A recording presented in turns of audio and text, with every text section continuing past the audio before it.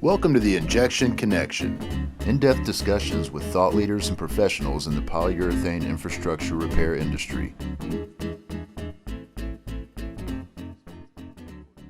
There's something I always say, and I want to run it by you because you probably have, you could verify or tell me if I'm wrong on this, but when you look at potable water tanks, those things are typically like 3 foot thick and they're chock full of rebar. I mean, they're just stuffed full of rebar. So any type of drilling crack injection on them is just nightmarish. So a lot of people don't like to do that. And normally what you get when those things leak, you just have a hairline crack because you have so much concrete in there. So what I see, and I don't know how often, but what I imagine happens a lot of times, so you have people just come with hydraulic cement, they rub that out, but you still then have 3 foot of concrete with water all the way through it and all that reinforcing steel potentially rusting. And you mentioned freeze-thaw effect. That's about 12 times expansion when water freezes. But Yes. when you look at corrosion, NACE has put out that it's about 7 or 8 times expansion when the steel rusts. Yes. So not as dramatic as freeze-thaw, but still, I mean, 6 times is going to blow up the concrete. Well, you got to remember that rebar will like if you have rebar, it will expand about 7 times itself, right? And but you remember the tensile strength of concrete is very weak.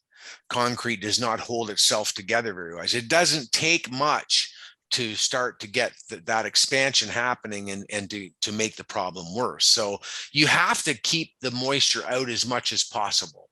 Yeah. And I mean, the thing with potable water, especially concrete potable water tanks, ground storage tanks, is that if you want to become very unpopular, and I can speak to this because I've done it.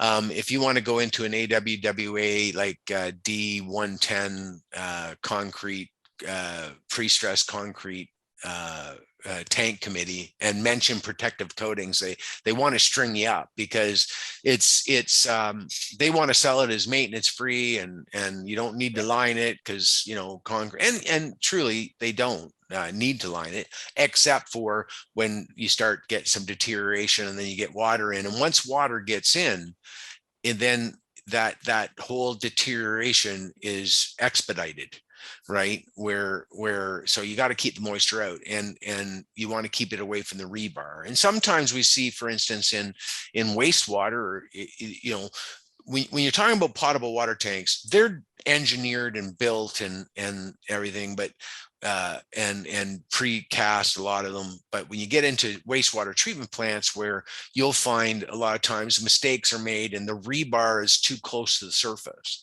right? And then any water that gets in is going to create that issue much quicker because that rebar is going to get more moisture. It's going to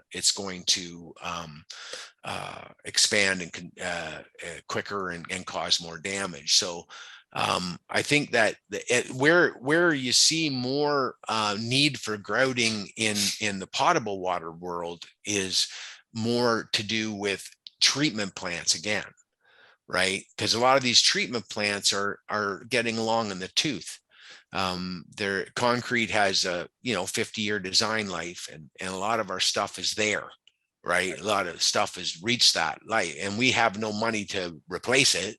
I mean, we barely have money to fix it. Right. So, I think grouting is on both sides. I mean, obviously you have to have NSF approved grouts and whatnot, but yeah, they play a role in both, wastewater and water, but certainly, on